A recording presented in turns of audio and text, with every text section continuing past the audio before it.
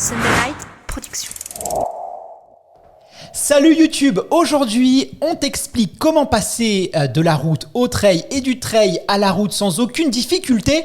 C'est parti.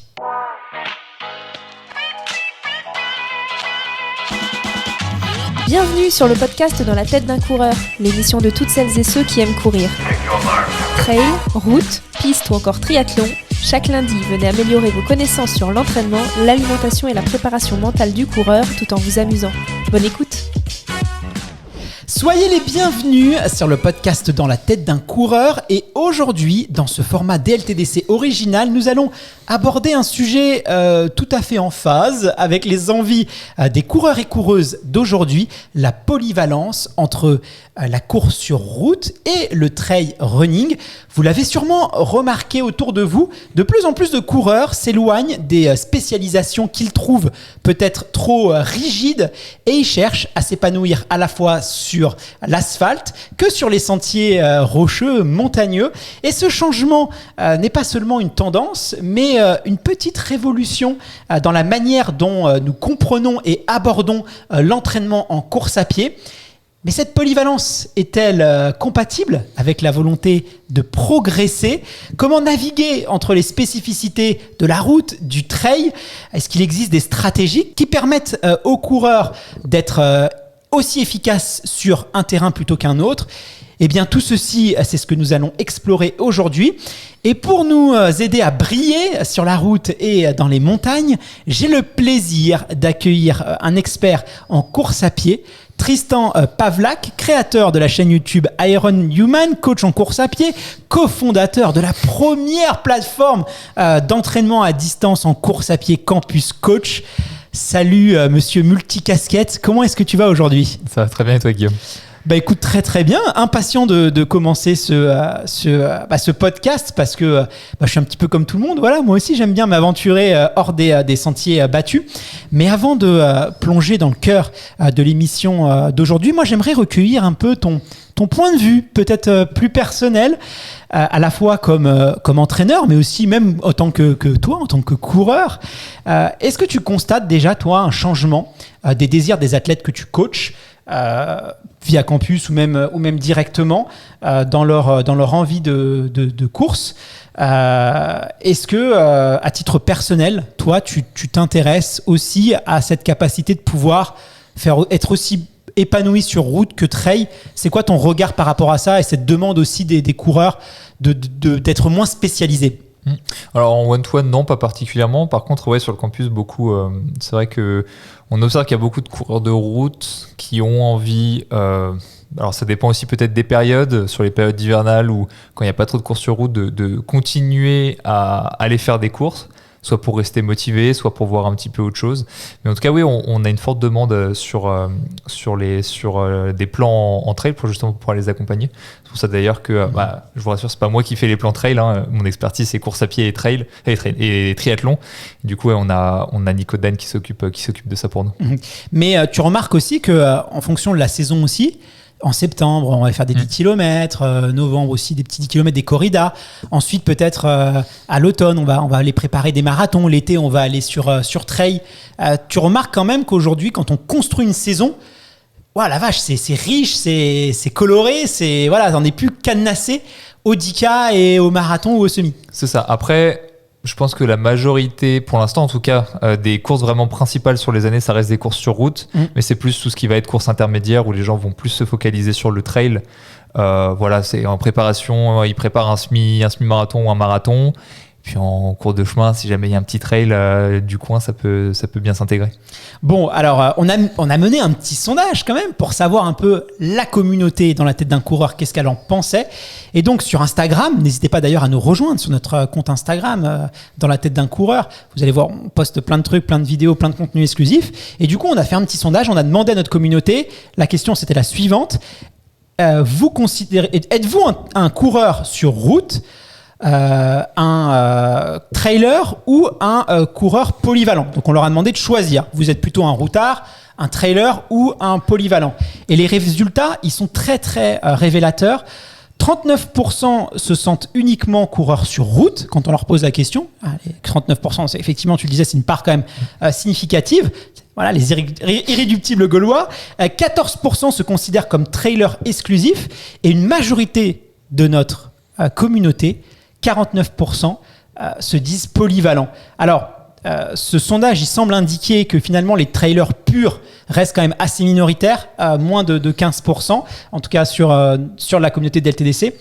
La polyvalence, néanmoins, c'est une vision qui est populaire et je suis sûr que ça va encore continuer de croître dans les années à venir. À mon avis, on va passer même à 55 voire 60%. Peut-être pas. Voilà, on verra, on refera le sondage dans quelques années. Est-ce que toi, tu es surpris par ça? Presque un coureur sur deux qui nous écoute aujourd'hui, il est à l'aise en montagne et sur route. À l'aise, je sais pas, mais ça aurait été intéressant de voir si dans ces coureurs qui font les deux, ces coureurs hybrides, un peu on pourrait dire, si c'est des coureurs sur route ascendance trail, un petit peu on pourrait dire, ou l'inverse, si c'est des trailers qui vont sur route. Je pense que ça reste quand même une majorité de coureurs sur route qui au cours de l'année ont quelques courses sur trail parce que aussi ça se développe de plus en plus et on a de plus en plus l'occasion de pouvoir s'y inscrire. Oui, mais après c'est assez logique parce que souvent la première porte d'entrée quand tu cours, c'est la simplicité, la facilité, donc tu vas plutôt sur la route. Mais on voit aussi que des trailers purs font la transition et s'aventurent aussi de plus en plus. C'était un monde qui était assez cloisonné et on voit que ces cloisons là, elles ont complètement explosé et aujourd'hui tu as des trailers qui vont sur route et inversement et la communauté elle se mélange vraiment et c'est assez important. Et ça c'est ce qu'on appelle effectivement la diversification, le côté hybride et c'est une tendance qui va à mon avis durer. Alors bien sûr cette polyvalence apporte aussi son lot de défis, en particulier lorsqu'il s'agit de s'adapter à ces disciplines aussi différentes que la route et le trail parce que c'est quand même pas la même chose. Même physiquement, on peut regarder aussi les coureurs et on s'aperçoit quand même que physiquement, morphologiquement, c'est différent. Tu prends une Courtney de Walter ou un Pau Capel et si tu le compares à une Méline Rollin qui est une très bonne marathonienne, l'une des meilleures aujourd'hui en France, ou un Eliud Kipchoge, tu vois que chez les hommes et chez les femmes, tu vas comprendre qu'il y a quand même des différences morphologiques entre ces deux coureurs. Est-ce que tu pourrais d'ailleurs nous éclairer sur les différences justement morphologiques entre le coureur sur route et le trailer? On avait fait un épisode spécialement sur ça, mais là j'aimerais bien qu'on s'arrête parce que c'est quand même essentiel à la question qu'on va traiter aujourd'hui. Est-ce que déjà physiquement, morphologiquement, c'est possible d'aller sur les deux? Oui, alors on a fait un épisode de, je sais plus, un peu plus d'une heure dessus, donc là on va juste résumer un petit peu la question.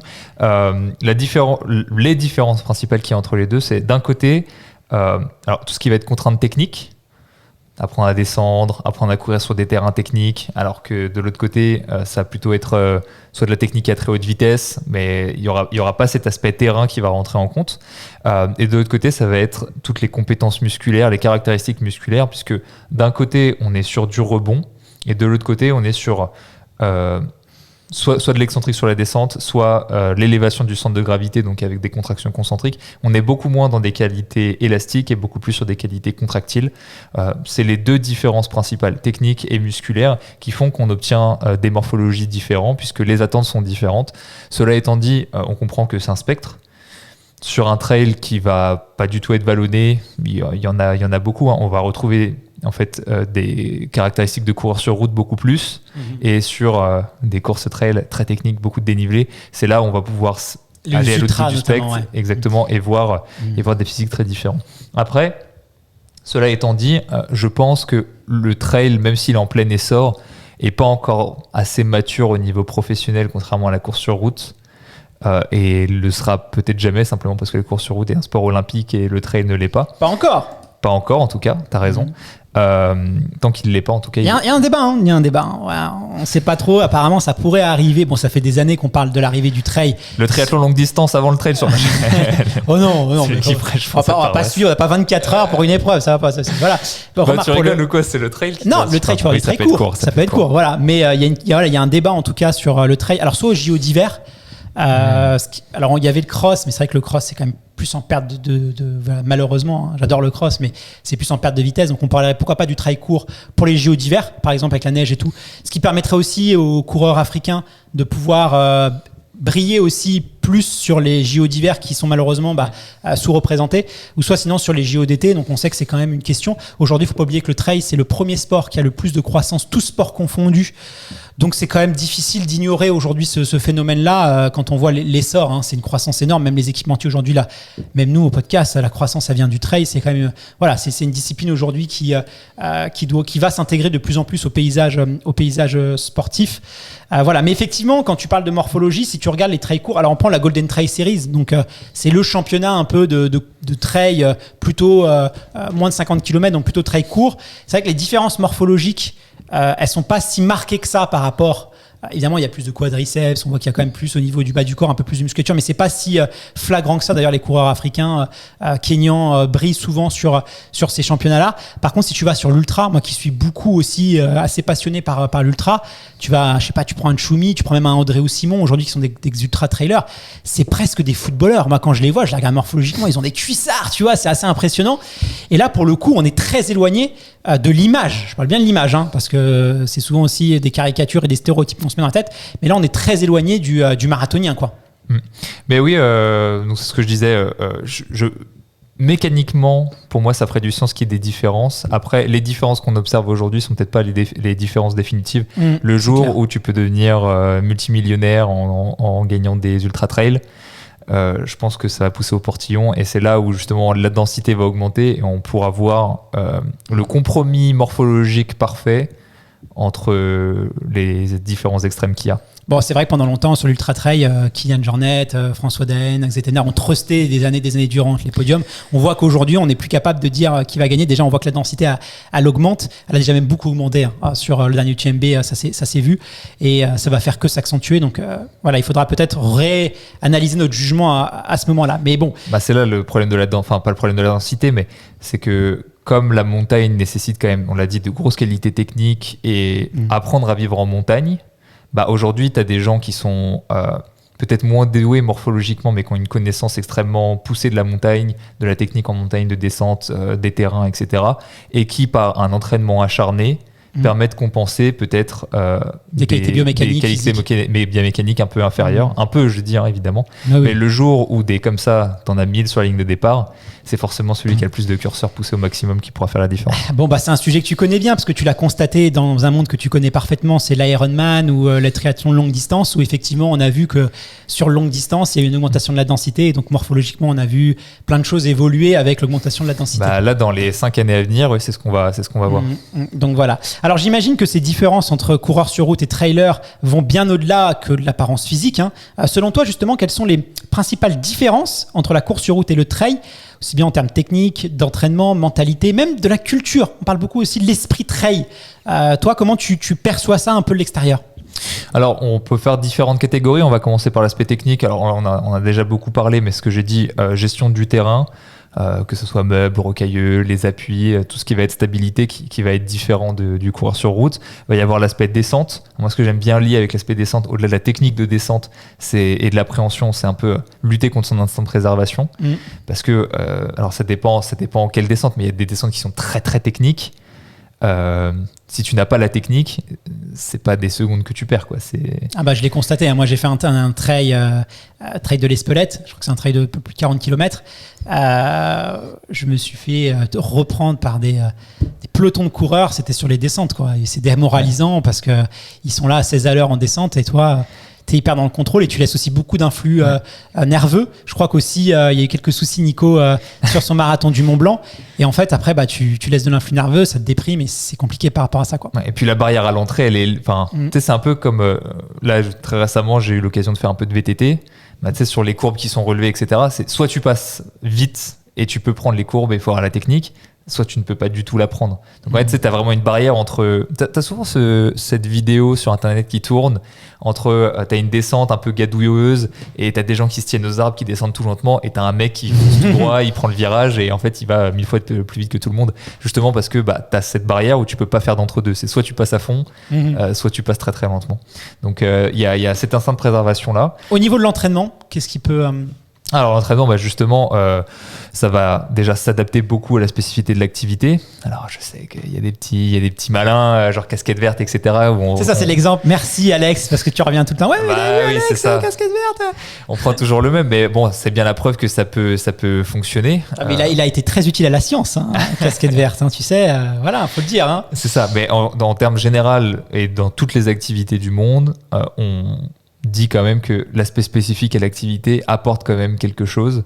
Donc il faut réussir à apporter de la spécificité. Et ceux qui ont cette spécificité à portée de main parce qu'ils habitent dans des endroits favorables, ça prédispose quand même déjà à pouvoir s'y exposer jeune, donc à pouvoir être détecté, et puis ensuite à pouvoir travailler ses qualités techniques. Ça, c'est quand même une certitude. Si tu prends 100 000 athlètes, tu as plutôt intérêt, si tu veux qu'ils soient bons en trail, à les foutre à la montagne que sur le boulevard parisien. Au bois de Vincennes. C'est ça. Donc il y a ça. Et puis après, il y a aussi tout ce qu'on peut dire vis-à-vis des conditions qui sont parfois un peu plus difficiles sur route, surtout quand ça s'allonge, vis-à-vis de l'altitude, du froid.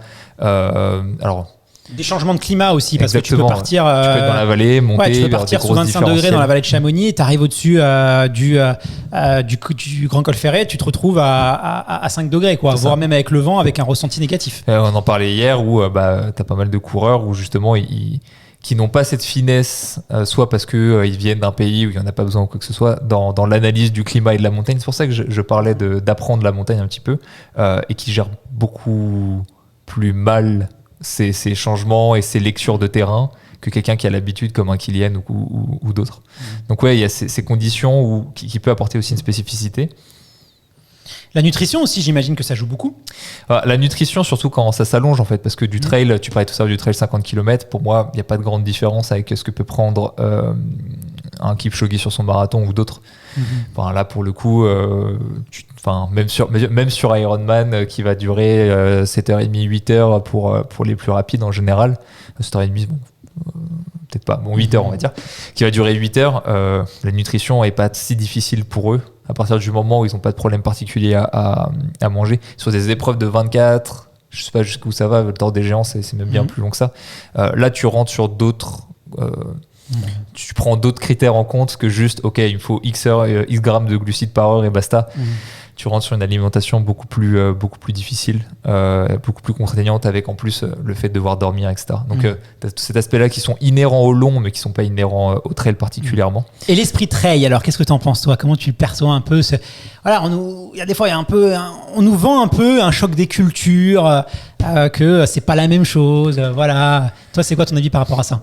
Je sais pas ce que tu en penses, mais j'ai l'impression que l'image de la culture trail initiale a quand même pas mal changé dernièrement. Avant, on était beaucoup sur l'entraide, la proximité avec la nature, un peu focus sur le dépassement de soi, et aussi pas trop dans cette culture de l'organisation. Et aujourd'hui, on a cette tendance qui tire d'ailleurs, et c'est très marrant, beaucoup sur le triathlon, où on est dans des grosses organisations type UTMB, on est sur avoir le dernier petit matos à la pointe de la technologie, tout ce côté high-tech. Les réseaux sociaux aussi. Alors on peut pas regarder le chrono parce qu'on est sur des courses trail, mais on va regarder le classement beaucoup plus.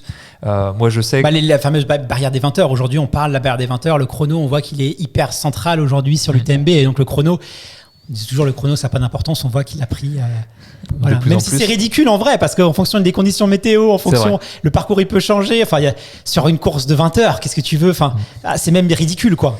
Et puis c'est ça la culture initiale, on a vraiment cette idée de t'as les 3 premiers qui vont faire une partie du chemin ensemble, et puis en fait arriver à 2 km de la ligne d'arrivée, ils sont toujours ensemble, ils sont en mode on va pas sprinter, on a fait tout ensemble, on finit ensemble, et puis ils finissent main dans la main. D'ailleurs, c'est souvent maintenant les courses pour pallier à ça, notamment la diagonale des fous.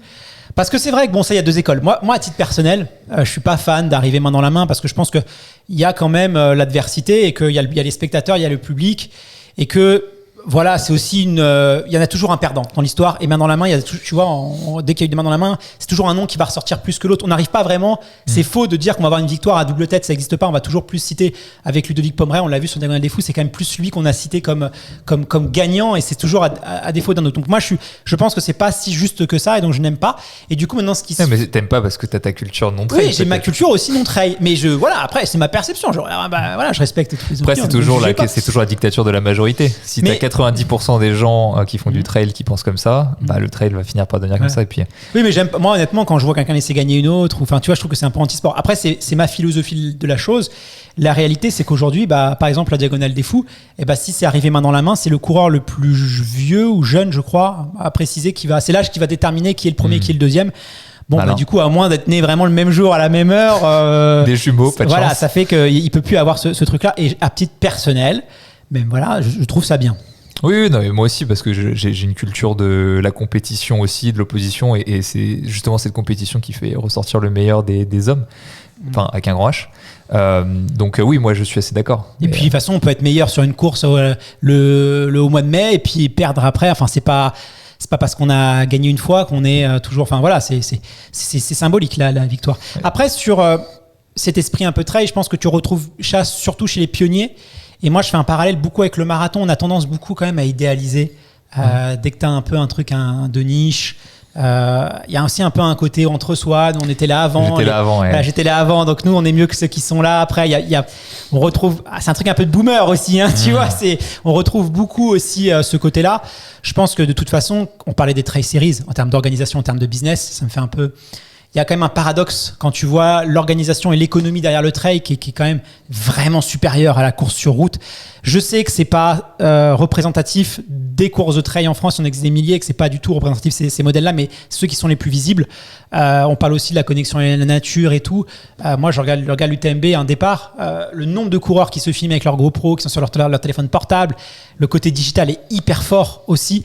Le côté équipement. Donc, je trouve que tu as aussi un petit peu paradoxe aussi. Peut-être, c'est souvent ce qu'on revendique. Ça cache aussi un complexe. Je pense que ça a beaucoup évolué et que c'est souvent synonyme des pionniers. Mais qu'au final, l'humain reste l'humain et que voilà, y a pas, on est animé par les mêmes sentiments et c'est ce qui fait notre humanité, notre collectif. Donc ça me fait toujours un peu sourire, moi, ça. Oui. Mais faites comme sur Ironman. Interdisez les téléphones. Ah non, vous n'avez pas le droit sur l'ultra. Les triathlètes, alors vous êtes les interdisez les GoPro, oui, c'est interdit. Ouais. Alors du coup, pour trancher, on va un peu. Il y a quand même certaines personnes qui prétendent. Moi, j'ai entendu des entraîneurs en disant le trail, la route, c'est différent. Ça revient à faire courir. C'est comme si vous prenez une voiture de sport, je sais pas, une Ferrari, et que vous la mettez sur un rallye, vous allez la défoncer. Donc, un coureur sur route qui va aller faire du trail, il va se blesser, il n'est pas adapté, il est ci, il est ça. Toi, tu partages pas forcément, en tout cas, cette vision-là. Alors, dans l'analyse telle quelle, pourquoi pas ? Parce que toutes les transitions doivent se faire progressivement. C'est-à-dire que quelqu'un qui n'a vraiment jamais couru sur la route, s'imposer la moitié de son volume sur la route du jour au lendemain, en effet, il peut se prédisposer à des blessures. Ça reste quand même un fait, mais une fois qu'on l'aura intégré de manière progressive, c'est comme dire faire de la très haute vitesse pour préparer un marathon, ça sert à rien parce que le jour J, on court lentement. Aujourd'hui, on voit quand même assez bien que tant qu'on respecte ce principe de progressivité et de spécificité tout au long de la préparation pour finir justement avec un bloc spécifique, on a tout intérêt à varier au cours de l'année. Alors pas varier pour varier, mais justement d'apporter un peu de variété et pour complémenter son entraînement. Mais il faut qu'on tranche vraiment sur cette question. Je reprends l'exemple, on va prendre de Sophie. Sophie, comme je t'ai dit, a fait des 10 km septembre jusqu'à décembre, les corridas. Après, elle va faire un petit marathon. Et l'été, elle voudra faire des trails de 30, 40, 50 km parce qu'elle aime bien aller au Pays Basque pendant les vacances. Et là-bas, c'est des trails. Est-ce que tu penses que c'est possible de bien préparer, alors sans forcément exceller, parce que la spécialisation, c'est effectivement ça a ses avantages, ça a ses inconvénients, mais est-ce que c'est possible de le faire ou est-ce que c'est essayer de faire cohabiter chien et chat ? Ah non, vraiment, possible de le faire, oui, 100%. Là, je n'ai aucun doute. Justement, si tu retires le facteur exceller dans une activité, oui, là... Si c'est juste faire cohabiter les deux, 100%. Parce que justement, moi, je pose beaucoup de questions. Franchement, quasiment tous les coureurs que je croise sur les courses, la plupart quasiment, ils font les deux, ils font marathon, ils font course sur route. Et à chaque fois, ce qu'ils me disent, c'est qu'au contraire, eux, ils ont l'impression que ça les aide énormément. Ils trouvent que ça les aide à être des coureurs plus complets, plus puissants, que l'un finalement vient nourrir l'autre. En tout cas, c'est vraiment la grande majorité des retours. Et pour eux, ça fait aucun doute. Non seulement ces combinaisons, ce coureur hybride, c'est possible, mais en plus, ça permet de de tirer des avantages d'une des autres. Pour eux, c'est vraiment bénéfique, pas seulement mentalement, physiquement, enfin sur plein de critères, c'est bénéfique. Toi, qu'est-ce que tu en penses de ce constat ? Moi, je peux le voir sur différents points de vue. Déjà, d'un point de vue stress central, cardiovasculaire, toutes les activités d'endurance vont conserver ce stress cardiovasculaire commun. C'est d'ailleurs pour ça qu'on parle d'entraînement croisé, etc. Alors, on pourrait parler presque d'entraînement croisé entre la course à pied et le trail. Donc déjà, celui-là, il est en commun, donc il sera investi dans une activité et dans l'autre. Là où il y a des différences, ça va être au niveau périphérique, musculaire, au niveau tendineux, on l'a dit, et puis au niveau technique. Mais si tu regardes l'entraînement en route, ça fait plus de 50 ans que les coureurs sur route font des entraînements en côte. Tu as beaucoup d'entraîneurs, Galloway ou d'autres, qui font courir justement leurs coureurs beaucoup sur des entraînements en côte. À mon avis, c'est pas un hasard non plus. C'est pas nouveau, hein. C'est vrai qu'à l'époque, on n'appelait ça pas trail. Moi, mon papa, qui a beaucoup couru dans les années 80-90, il faisait ce qu'il appelait de la course en montagne. Et mais tu as aussi beaucoup... il me semble que c'est l'Éthiopie, mais tu as beaucoup d'Éthiopiens où justement sur le fartlek où ils vont beaucoup incorporer de variations de dénivelé. Les entraînements en Éthiopie ressemblent énormément. Enfin, un trailer pourrait très bien passer 2 semaines à s'entraîner avec des Éthiopiens. Alors, ils ont des sessions sur piste, effectivement, qui sont plus adaptées, mais ils sont jamais sur le plat, ces gens-là. D'ailleurs, on parle beaucoup des Kenyans sur le trail. Attendez de voir arriver les Éthiopiens sur le trail. Je pense que ça va être assez spectaculaire. Donc oui, pour moi, il y a un transfert qui existe depuis très longtemps et qu'on applique. Alors évidemment, des petites proportions, parce qu'un coureur sur route, il va pas faire tous ses entraînements en côte. Ça va être peut-être un 10-15% sur l'année, 20% peut-être. Mais il y a cette complémentarité-là qui est déjà en place. Donc si on l'étend, parce que quand on parle de course sur côte, c'est pas, d'entraînement en côte, c'est la côte bétonnée à côté où les gens vont la monter et tout. Donc si juste on sort de ce cadre et qu'on l'étend à une pratique un peu plus en nature, pour moi je vois une complémentarité là-dessus qu'on peut étendre. Après, au lieu de faire 90-10, si on fait 70-30 parce qu'on fait un peu plus de trail, ça bouge un peu le curseur, mais l'intérêt peut être similaire. Et puis en plus de ça, on pourrait aussi parler de tout ce qui va être réduction de l'impact. Tu as beaucoup de coureurs quand ils vont sur trail, c'était le cas de Nico, tu en as parlé tout à l'heure, Running Addict. La première chose qu'il a vue, c'est quand on fait du trail, comme les appuis sont variés, comme il y a beaucoup de schémas moteurs différents, en fait on peut faire beaucoup plus de volume d'un coup. C'est beaucoup moins traumatisant. Et donc il y a aussi cette chose-là où on peut gagner en peut-être augmentant son volume si on était un petit peu limité, en continuant à pratiquer de la course à pied, mais juste avec un volume un peu supérieur en transition. Il y a aussi cet aspect réduction de l'impact et volume d'entraînement qu'il faut prendre en compte. Donc il y a bien un effet vase communicant. Il peut avoir un effet vase communicant si on fait bien les choses, intelligemment les choses. Ça peut être tout à fait judicieux pour des coureurs, surtout amateurs. Ça c'est intéressant. Bah oui, et puis même si tu prends l'inverse, si tu prends du trail vers la route, tu pourrais dire que sur la route, on a beaucoup plus cette culture de la structuration de l'entraînement qui peut apporter à quelqu'un qui courait en montagne depuis toujours et qui n'a jamais structuré son entraînement. Moi, je trouve que d'un point de vue entraîneur, on apprend énormément à apprendre comment les gens s'entraînent dans d'autres sports. Tu regardes tes coureurs, qu'est-ce qu'ils font en musculation, vachement intéressant, qu'est-ce qu'ils regardent, comment ils font en demi-fond, en cyclisme sur piste, en aviron, et tu regardes qu'en fait tu as des sports qui évoluent sans en parler, mais en fait dès que tu te renseignes, tu vois tout de suite des parallèles, des philosophies similaires, et tu peux gagner du temps comme ça. Donc tu vois, si tu vas du trail vers la route, tu as cette structure, mais tu peux aussi prendre l'exemple inverse en disant que si à force de faire du trail, tu mets beaucoup l'accent sur les capacités contractiles au niveau musculaire, travailler un peu tes qualités élastiques, ça peut pas te faire de mal parce que hormis si tu fais 1 kilomètre vertical, tu auras toujours un peu de plat, tu auras toujours un peu de descente. Mais ce qui est drôle, c'est que c'est très français aussi, ce côté de vouloir un peu cloisonner ces deux mondes, parce que Kylian Jornet fait des 10 km, il fait des semis, alors avec un petit peu de montée, il va pas sur les parcours les plus plats évidemment, mais lui, il est tout à fait à l'aise avec ça. Jim Wemsley, pareil, ils font des entraînements sur piste. Tu vois, il y a dans les hors hexagonal, tu vois, c'est vrai qu'il n'y a pas ce complexe un peu de vouloir être trailer, tu vois, ou vraiment faire partie d'une communauté. On est très attaché, tu vois, à notre identité. Ça, on a été un pays qui a été attaqué tout le temps dans l'échelle de l'histoire. Donc on est fiers, on y tient. On est le pays des remparts, tu vois. Donc voilà, c'est normal d'avoir ce côté-là. Mais c'est vrai que on se rend compte que c'est même pas un sujet aux États-Unis. Enfin, moi, j'étais au Québec, je parlais avec pas mal de trailers américains. Enfin, ça les fait vraiment rigoler. Pour eux, c'est même évidemment que ça se nourrit. Alors là, je vais te poser une question. On va rentrer un peu plus dans la préparation en elle-même. Et cette question, elle est pour moi très importante parce qu'on va mettre le doigt sur quelque chose et ça va structurer, à mon avis, l'échange qu'on va avoir. Je vais reprendre Sophie, je crois que c'est comme ça que j'avais appelé mon exemple, Sophie. Est-ce que c'est possible? Donc, ok, on a dit qu'on peut très bien faire les 2 épreuves, et d'aller d'une discipline à une autre. Là où il y a une nuance, et ça c'est souvent une erreur que font beaucoup de trailers, c'est que ils vont pas forcément prioriser une préparation. C'est-à-dire que, tiens, j'ai ma semaine, le lundi, j'ai envie d'aller faire un peu de route avec mon voisin, parce que lui fait de la route. Le week-end, je vais être à la campagne, donc je vais faire du trail. Et ils vont avoir une approche très désordonnée. C'est-à-dire, allez, le mardi, c'est entraînement trail, le machin, je vais faire ci, le machin, je vais faire ça.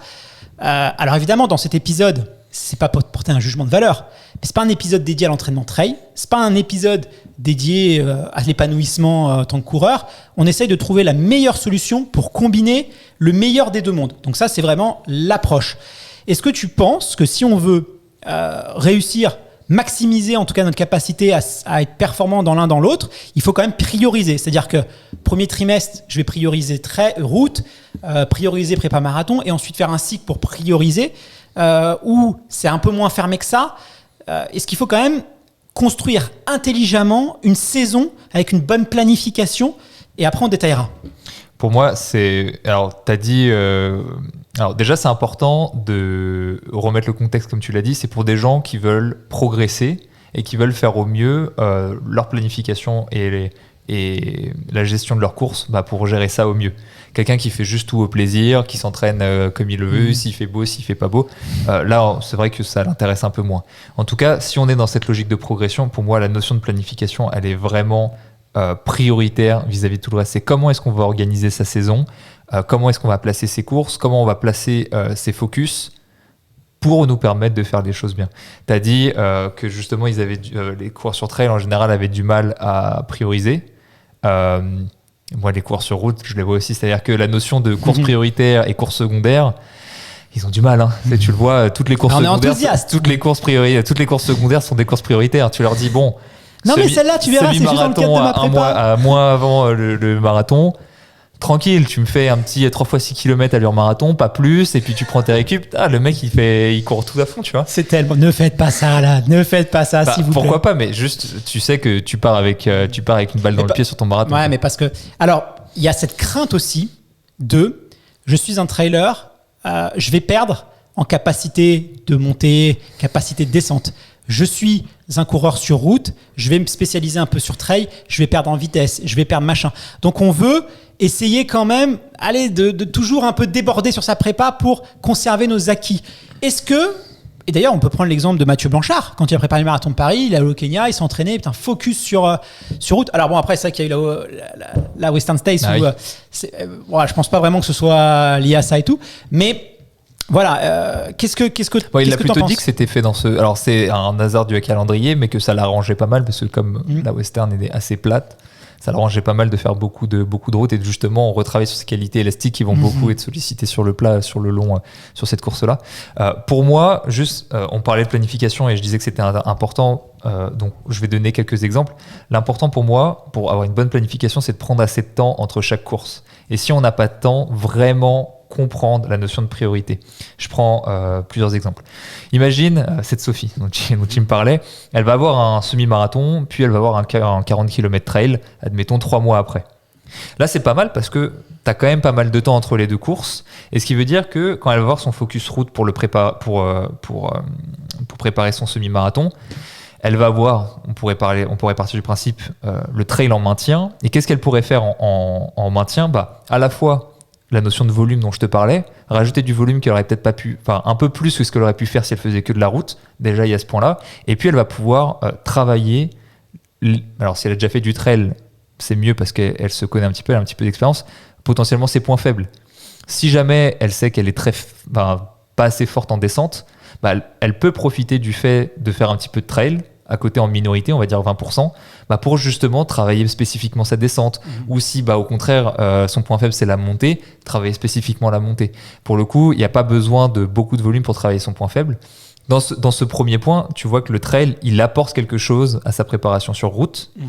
Et une fois qu'elle va faire son semi, là, elle va pouvoir continuer. En plus, 40 km sur trail, c'est pas un 40 km sur route, donc c'est beaucoup plus long en durée. Potentiellement, on pourrait même prendre un petit peu d'avance, par exemple, avec une sortie longue en trail, où on a parlé du volume, elle serait plus longue que ce qu'elle aurait fait si elle avait fait qu'une préparation sur route, pour justement envisager un peu ces 3 derniers mois de préparation qui vont permettre de l'amener sur son 40 km. Et une fois qu'elle est qu'elle a passé son semi et qu'elle a mis son focus sur le trail, et bien à ce moment-là, la même chose, mais à l'inverse, elle repasse sur une majorité de trail et elle se dit, ok, qu'est-ce qui va plus me servir en route sur la course que je prépare ?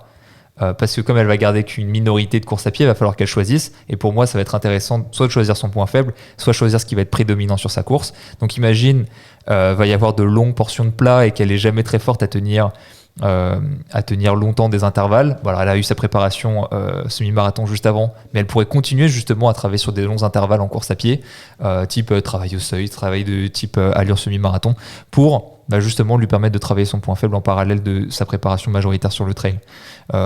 Donc ça, c'est si dans l'idéal, quand elle a bien géré sa planification et qu'elle s'est laissé le temps et qu'elle joue vraiment sur les priorités à l'entraînement. Après, évidemment, si elle ne le fait pas, si elle a par exemple ces deux courses qui sont extrêmement rapprochées, prenons pas 3 mois mais 1 mois, là ça va commencer à être difficile. C'est pas l'idéal. Bah oui, parce que déjà en 1 mois, en termes de volume, ça veut dire qu'avant sa préparation semi, elle aura déjà beaucoup de volume entre elles, rien qu'en sortie longue, pour pouvoir être adaptée à son 40 km. Donc forcément, qui dit beaucoup de volume entre elles, dit que beaucoup moins de temps passé sur la route aussi, beaucoup moins d'énergie à pouvoir développer ses qualités sur le plat.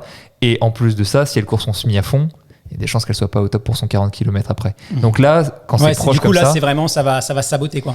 Au-delà d'être saboté, il faut vraiment qu'elle ait conscience que sa priorité, soit c'est le semi-marathon, ce que je préconiserais pas parce que c'est la distance la plus courte, bref. Et du coup, elle le court à fond et son trail, c'est pour le plaisir. Elle a juste créé le volume pour, etc. Et elle va quand même pouvoir se faire plaisir, mais elle sera optimisée à 95%, on va dire. Soit c'est le 40 km. Et à ce moment-là, son semi, elle va pas pouvoir le courir à fond. Et sa préparation sera beaucoup plus, on parlait de 80-20, peut-être plus 50-50, même avant son semi-marathon, voire un peu plus. D'où l'importance de la planification, d'anticiper les choses et de bien aussi mettre des petits espaces, en tout cas, entre les compétitions. Là, on vient de parler de l'équilibre nécessaire pour s'entraîner à la fois sur route et sur trail. J'imagine que ça amène aussi son autre défi et que il y a quand même des spécificités à comprendre dans l'organisation. Du coup, est-ce que tu peux, si on rentre un peu plus dans le détail, est-ce que tu peux nous partager des stratégies pour maintenir, on va dire, cet équilibre assez délicat? Comment un coureur, il peut s'assurer qu'il s'entraîne efficacement dans les 2 disciplines? Alors, encore une fois, on va reprendre un autre pan de la planification, puisque tout va tourner autour de la planification, en fait.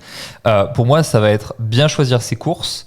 Et quand je parle de bien choisir ses courses, c'est soit dans le format, soit dans... Enfin, c'est pas soit, c'est et dans la durée. Quand je dis dans la durée, par exemple, c'est toujours mieux de faire une saison soit en incrémental vis-à-vis de la durée, soit en décrémental. En général, l'oscillatoire, c'est toujours un peu plus compliqué à planifier. Alors, il faut vraiment prendre beaucoup de temps. Quand je dis ça, c'est beaucoup plus simple, mais même sur une préparation marathon un peu longue, tu vas te laisser 8-9 mois pour préparer ton marathon. C'est plus simple de passer par le 10, le semi, en cours de route, que de commencer par un marathon, puis d'avoir un 5 km 2 mois après, et puis 2 mois après, retourner sur marathon. Si on veut tout faire à fond. Enfin, si on veut tout bien faire, je veux dire, évidemment. Après, c'est là où la notion de priorité, elle passe. Donc oui, niveau des durées, incrémental ou décrémental, moi personnellement, j'aurais un peu plus de mal à planifier de l'oscillatoire au niveau des durées des courses. Et bien planifier sur la priorité dans est-ce que je commence sur route, est-ce que je commence sur trail, et adapter l'entraînement en fonction. Après, des coureurs très expérimentés sur les 2 disciplines, tu vois, je prends par exemple un coureur suisse, Rémi Bonnet sur trail. Lui, vraiment, en tout cas, c'est la perception que j'ai, mais c'était que personnel. On l'a reçu dans le podcast, j'en avais parlé aussi un petit peu avec lui. Il est vraiment capable de passer d'une discipline à une autre. Il va d'ailleurs faire des kilomètres verticales et après, il va enchaîner un kilomètre vertical avec un 10 bornes plat où il va changer ses chaussures de trail. Il va mettre, tu vois, des chaussures à plaque de carbone et comme ça, dans la minute, justement, pour s'entraîner à travailler ces parties de vitesse qui sont très importantes parce que c'est que sur les trails, on a de plus en plus des portions technique, mais aussi ils aiment bien maintenant rajouter des vraies portions de plat pour faire les écarts.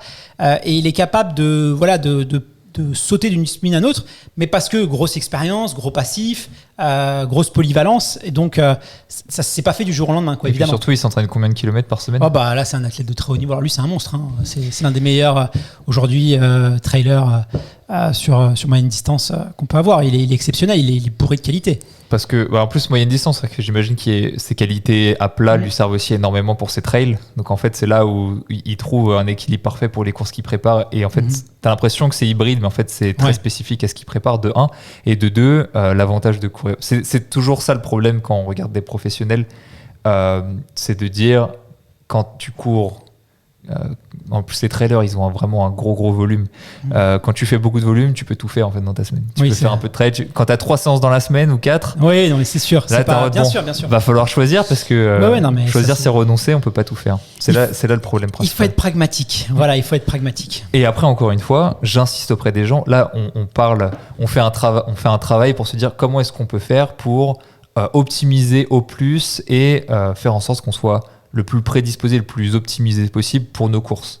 Après, évidemment, si vous faites du trail avec un peu de course à pied à côté, vous allez quand même être bon en course à pied. Est-ce que vous pourriez être meilleur? Oui, mais ça vous empêche pas de vous faire plaisir. On parle pas de je vais être 50% moins bon, peut-être 5-10% moins bon, et puis voilà. Puis certaines personnes arrivent à une course en étant à 90% ou 95%, c'est largement acceptable. Alors oui, ça, je sais pas, de tête, ça peut-être être 10-15 minutes sur marathon de moins, parce qu'ils ont fait trop de trail.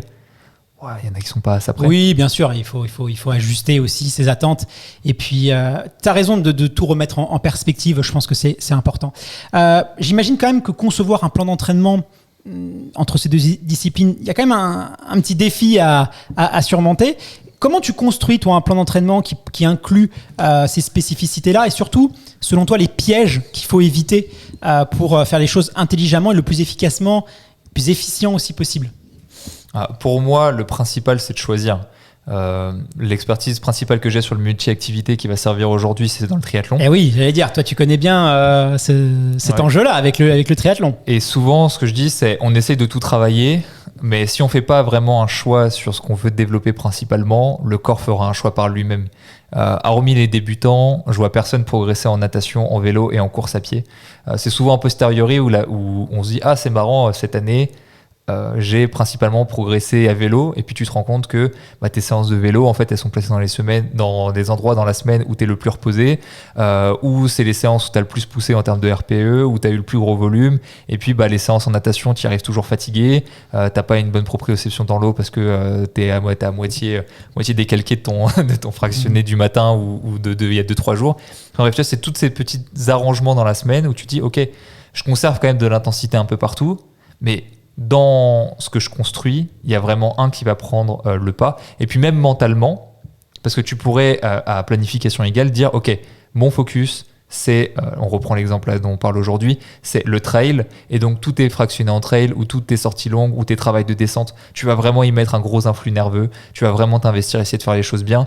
Et puis la route, si tu sais que c'est pas prioritaire, même si tu as défractionné, tu vas être moins dur envers toi-même. C'est là où tu vas pouvoir négocier un peu plus avec toi. Tu vas y mettre moins d'influx. Et même si à planification égale, tu peux avoir des résultats très différents juste parce que mentalement, tu sais où tu dois te concentrer et là où tu peux laisser un peu plus de mou. Alors, je vais faire un peu l'avocat du diable, mais c'est vrai que derrière cette envie de polyvalence, quelquefois, il peut aussi avoir une espèce de boulimie de compétition, tu vois. Et là, tu peux vite te retrouver à jongler avec les couteaux, et je pense que tu dois aussi le constater en tant qu'entraîneur.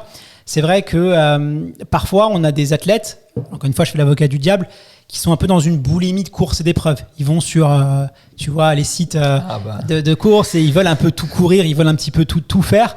Toi, c'est quoi comment est-ce que quand tu as un athlète un peu comme ça, qui est très enthousiaste, qui veut participer à un maximum d'épreuves, parce que c'est ce qui le fait kiffer, c'est ce qui l'enthousiaste, il adore ça, comment pas non plus tomber dans un piège de boulimie de course qui peut...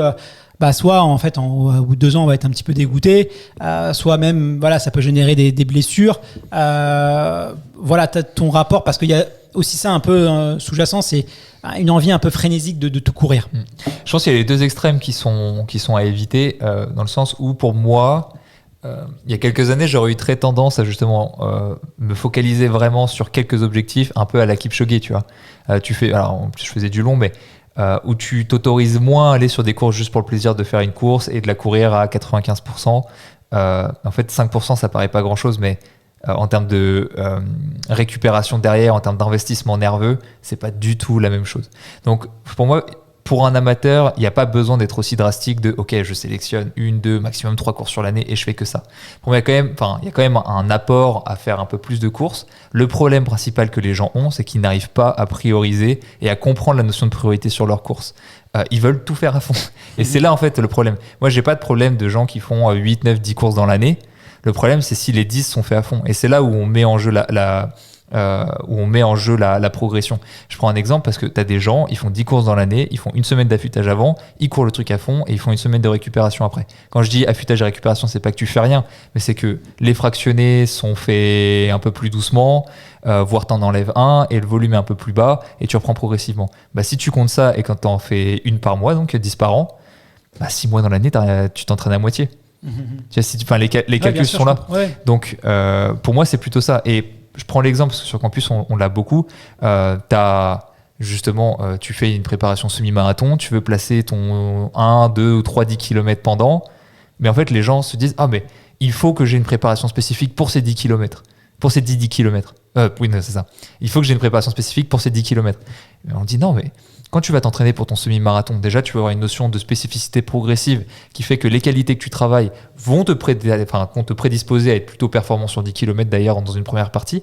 Mais tu n'as pas besoin de faire forcément du travail ultra spécifique pour prendre plaisir sur ton 10 km. Et de toute façon, si ton 10 km il est 2, 3, 4 semaines avant ton semi-marathon, le courir à 98%, ton 10 km, peut-être que tu vas perdre 30 secondes, aller 1 minute maximum sur ce que tu aurais pu réellement faire au maximum de tes capacités en étant totalement reposé, etc.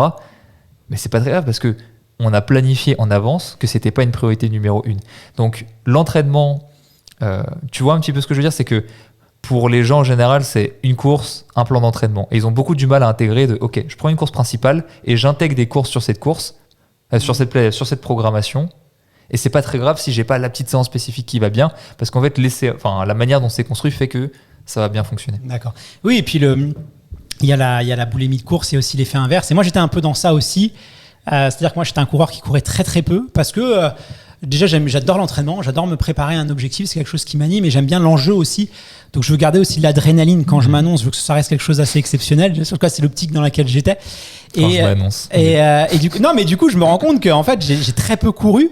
Alors que j'étais affûté toute l'année, quoi, tu vois, et j'ai très peu couru. Et je pense que moi, j'étais dans l'excès inverse, c'est-à-dire que je voulais vraiment très peu courir.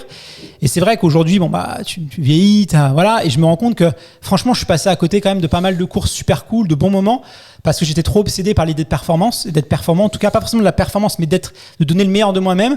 Je vivais mal aussi les contre-performances. C'est vrai que c'est dur aussi quand tu vas sur un 10. Quand t'as peu d'échéances et que tu les rates. Ouais, t'as envie toujours de battre ton record à chaque course. J'étais un peu trop sur ça, et donc c'est vrai que j'ai très peu couru. Et je pense que tu vois, si j'avais pouvais revenir en arrière et parler au petit Guillaume de 20 ans, je dirais écoute Guigui, tu vois, t'as des trails, t'as d'autres courses, t'as d'autres formats. Moi, à l'époque, il y avait pas grand choix, hein. Franchement, entre un 10 km, un marathon, un semi, t'avais pas grand choix. Je dirais voilà, hésite pas à faire les choses intelligemment, fais-toi bien accompagner, crée et sois polyvalent, et puis n'hésite pas aussi à courir un peu plus, comme tu dis, intégrer des compétitions dans la préparation si t'es capable. Je pense que j'aurais été de courir intelligemment et pas te laisser embarquer par l'ambiance, par la frénésie et puis vouloir tout péter parce que tu te sens bien. Donc, j'insiste parce que entre un 8,5, 9 sur 10 de difficulté et un 10 sur 10 de difficulté, la récupération derrière n'est pas du tout la même et l'engagement nerveux n'est pas du tout la même.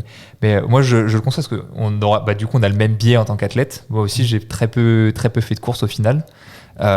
Et tu te dis, ça aurait été cool de profiter de ta condition physique pour se faire plaisir sur plus de courses et vivre plus d'expérience. Pardon. Ton avis sur un marathonien qui va faire une petite sortie longue en courant un trail à côté de chez lui parce que ça existe, ou un trailer qui va aller faire un 10 km pour sa prépa, intéressant, pas intéressant, pour travailler sa vitesse, inclure une compétition hors de notre spécialité pour soit faire une sortie longue, il y en a beaucoup qui font ça, soit faire un peu de vitesse, pertinent, pas pertinent ?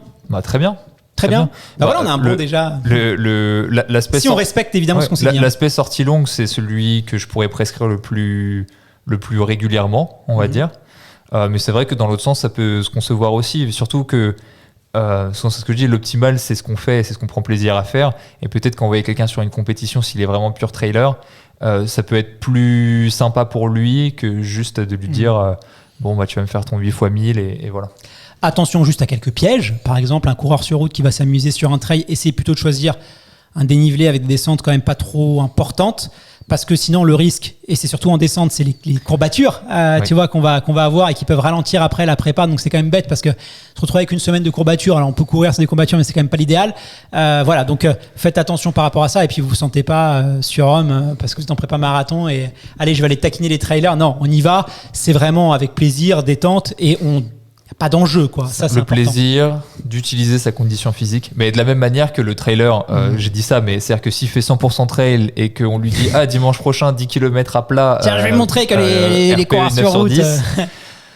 Ouais, la récupération derrière, elle va être difficile. Donc voilà, on fait les choses intelligemment. Et progressivement. Ça a été c'est un épisode très intéressant. Voilà, c'est vraiment très cool de parler de ça avec toi. Si on veut synthétiser, avant de passer à la rubrique vrai du faux, si on veut synthétiser tout ce qu'on s'est dit, un coureur qui veut exceller sur route, sur trail, selon toi, tes stratégies pour un entraînement ultra polyvalent, si on doit synthétiser tout ce qu'on s'est dit, quels seraient les éléments clés de cet épisode ? Premièrement, vraiment mettre un point central sur la planification, essayer de prendre son temps dans la planification, voilà, pas vouloir trop en faire, trop rapprocher, trouver un juste milieu et bien gérer ce qui va être prioritaire et ce qui ne va pas être prioritaire au niveau de l'entraînement. Et deuxièmement, pendant qu'on parle de priorité, c'est bien définir quelle course sera prioritaire et quelle course ne sera pas prioritaire, vers quelle course on va faire des entraînements spécifiques vis-à-vis de celle-là et vers laquelle on va orienter notre préparation et vers lesquelles on accepte d'y aller de manière non optimisée, mais pour lesquelles on sait que notre condition physique suffira à faire une bonne performance et à prendre du plaisir sur la course. Donc planification, priorité au niveau de l'entraînement et savoir prioriser au niveau des courses. D'ailleurs, si vous voulez préparer votre prochain objectif, trail, route, eh bien Campus Coach à distance. Voilà, si vous voulez un plan, on vous rappelle que vous avez 1 mois offert pour essayer la plateforme avec le code DLTDC. Donc n'hésitez pas à essayer. Voilà, un petit semi, un petit 10 km. Tristan vous fera un beau petit plan. Un petit oignon. Donc n'hésitez pas à le faire, ou même sur Trail, puisque voilà, que tu l'as dit en introduction, vous avez aussi une personne dédiée à cet objectif-là. C'est les petits oignons de Nicolas Dame. Exactement. Et donc vous savez très bien, voilà, jongler dans toutes ces problématiques. Je te propose maintenant qu'on passe à la rubrique vrai du faux. Si tu es d'accord. Bah c'est parti. Jingle. C'est pas ça, c'est que c'est n'importe quoi. En vrai, la vérité, la vraie vérité. C'est faux. C'est vrai ou c'est faux, ça ? Franchement. Ouais, c'est pas faux.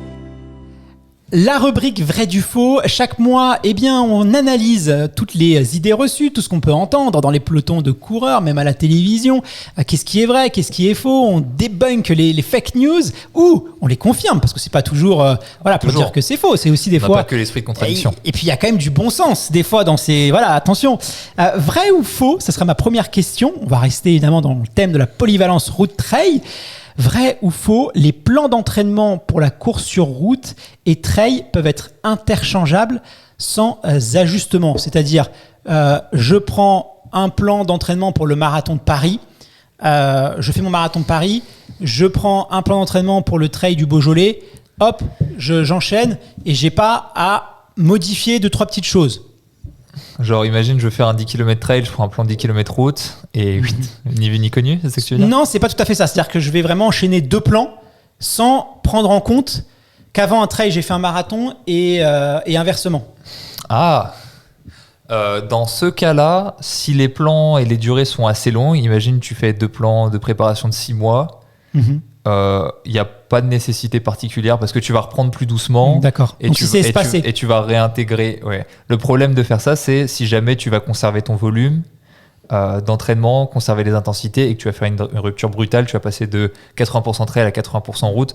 Là, tu vas avoir tout l'aspect blessure qui va pouvoir rentrer en jeu et va falloir lisser un peu plus la transition ou prévoir sur ta première préparation pour commencer avant ta première course la transition vers la suite. Vrai ou faux, les séances de fractionnés sont essentiellement pour les coureurs sur route et n'ont pas grand intérêt dans l'entraînement de trail. Encore récemment, moi j'ai vu des entraîneurs, plutôt de l'ancienne école entre guillemets, s'offusquer quand on parle de séances de vitesse. Voilà, je pensais que c'était un sujet qui a été débat, mais je me suis rendu compte que non.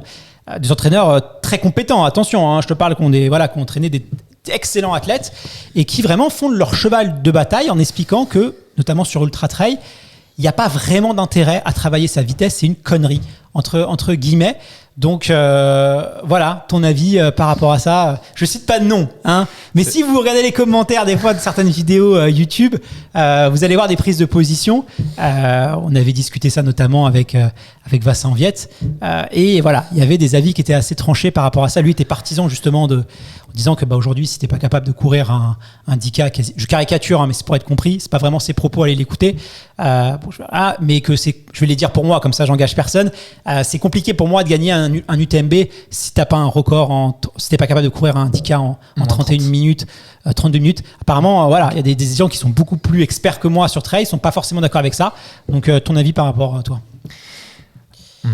C'est marrant de voir que en fait, quand t'as vraiment un athlète ultra doué entre tes mains, en fait, c'est 80% l'athlète, 20% l'entraîneur. L'entraîneur ne fait que révéler au maximum un athlète. La dernière fois, j'entendais un entraîneur, il m'a fait beaucoup rire. Il disait, imagine, j'avais entraîné Usain Bolt, et en fait, j'aurais été peut-être moins pertinent que l'entraîneur qu'il avait à l'époque. Peut-être que je l'aurais fait courir en 9 minutes 64 au lieu de 9 minutes, n'importe quoi, 9 secondes 64 au lieu de c'est 9,58 il me semble, c'est encore 9,52 je crois. Et en fait tout le monde m'aurait applaudi en disant que j'étais le meilleur entraîneur du monde, alors qu'en fait j'ai pas du tout utilisé son potentiel, juste il était extrêmement doué et je n'ai fait que révéler une partie de son don. Il aurait pu le révéler un peu autrement.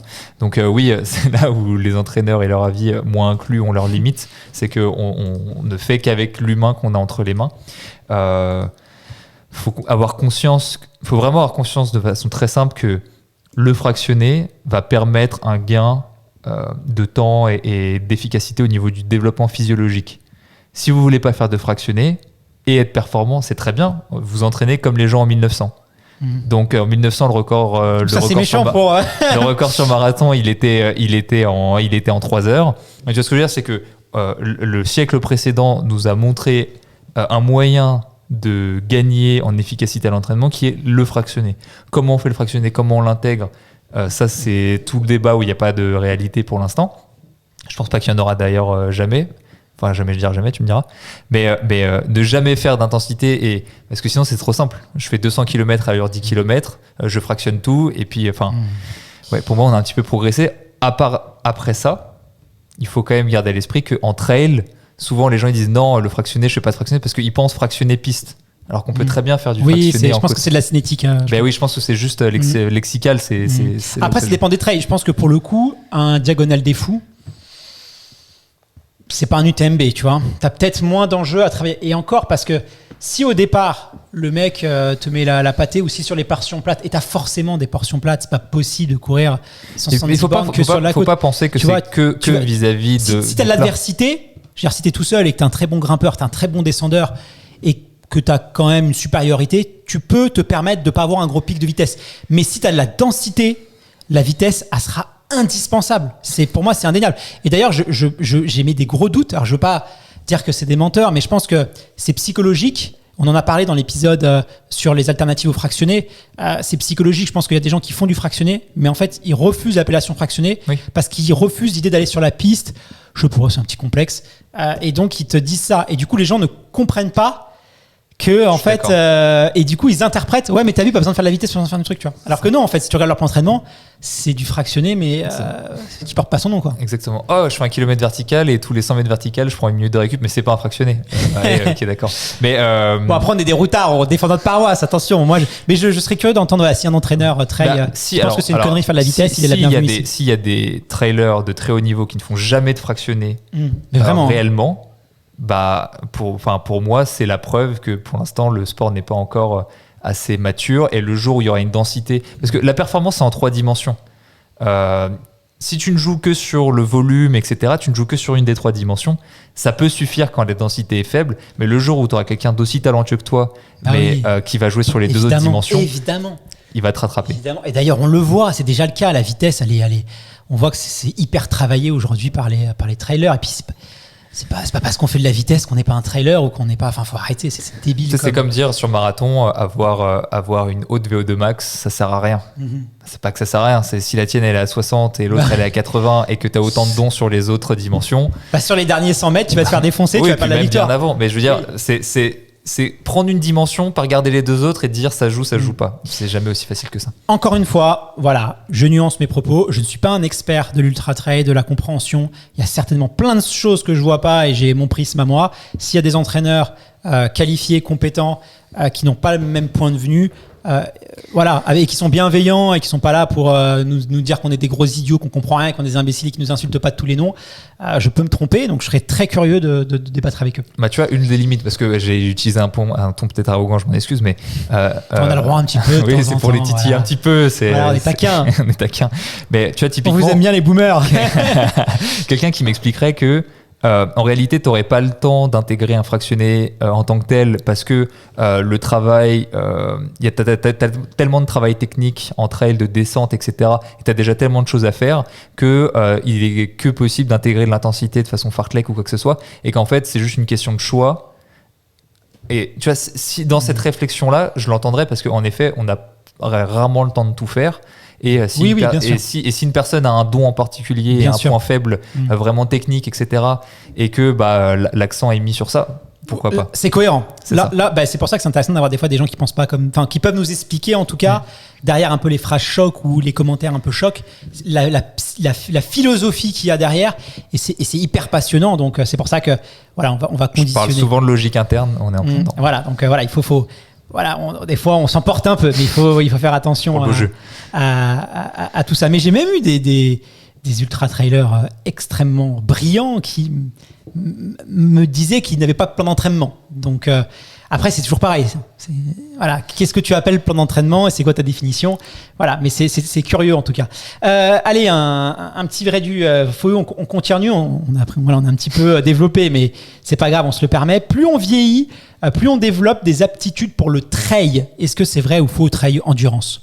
C'est vrai que les pelotons de trail, même si ça change un peu d'ailleurs, j'étais récemment à Annecy pour la Maxi Race et j'étais impressionné par le rajeunissement du peloton. Mais c'est vrai qu'on est plus sur des hommes de 45-50 ans. Est-ce que naturellement, ils n'ont pas aussi plus d'aptitudes? Qu'est-ce que tu en penses, toi? C'est pas, je pense, vraiment une notion d'avoir plus d'aptitude ou pas. C'est une question de potentiel où tes qualités de vitesse et si tu lis aussi ces qualités-là vis-à-vis de ton VO2 max, etc. C'est des choses qui arrivent à leur limite beaucoup plus précocement une fois que tu as maximisé ton entraînement que des qualités type durabilité, on pourrait appeler ça de l'endurance, on pourrait appeler ça. Donc c'est sûr que plus tu pratiques, la demi-vie de ces qualités-là est beaucoup plus longue que des qualités de vitesse. Donc j'entends vis-à-vis de ça, mais ça dépend le passif de la personne. Donc c'est pas vraiment une question de... Ouais, et puis après, c'est une question de potentiel de développement. C'est sûr que tu peux beaucoup plus développer tes qualités de vitesse quand tu es adolescent, etc. Et au-delà de toutes les compétences génétiques. La moyenne d'âge sur trail est quand même plus élevée, même le haut niveau, que sur marathon, par exemple, aujourd'hui. Même si on a un Eliud Kipchoge, qui est un contre-exemple, qui a passé 35 ans, quoi. Oui, mais parce que si ces personnes-là, par exemple, pendant leurs adolescences et leur jeunesse, ils n'ont pas fait de sport explosif ou de course courte ou quoi que ce soit, c'est sûr que leur qualité de vitesse va être vachement basse par rapport à des gens qui ont peut-être ce genre de passif. Et à ce moment-là, on aime bien faire ce dans quoi on est bon. Et quand tu te compares, ce qui te reste à développer, c'est toutes tes qualités d'endurance où là, pour le coup, le potentiel est encore beaucoup plus grand. Donc c'est pour ça, je pense. Juste les gens aiment ce dans quoi ils sont bons. Après, je pense que quand même sur Ultra Trail, si on corrèle l'âge avec l'expérience, déjà, tu as une dimension, tu as plus de sagesse, normalement. Mais c'est vrai que si tu as appris de tes erreurs, forcément, plus tu es plus vieux, tu as fait plein d'erreurs. Donc si tu es capable d'apprendre, tu vas avoir plus de sagesse.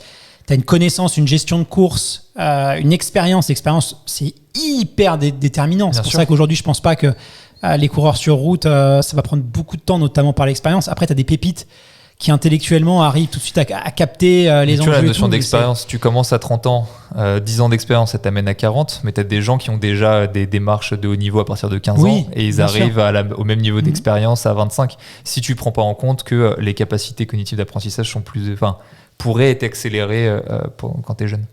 Bah écoute, on va s'arrêter là pour cette rubrique. C'était passionnant. Merci infiniment Tristan pour ce superbe épisode. On rappelle 1 mois offert sur Campus Coach, comme ça si vous voulez faire votre début avec le code Avec DLTDC. Et puis, c'est Guillaume qui régale.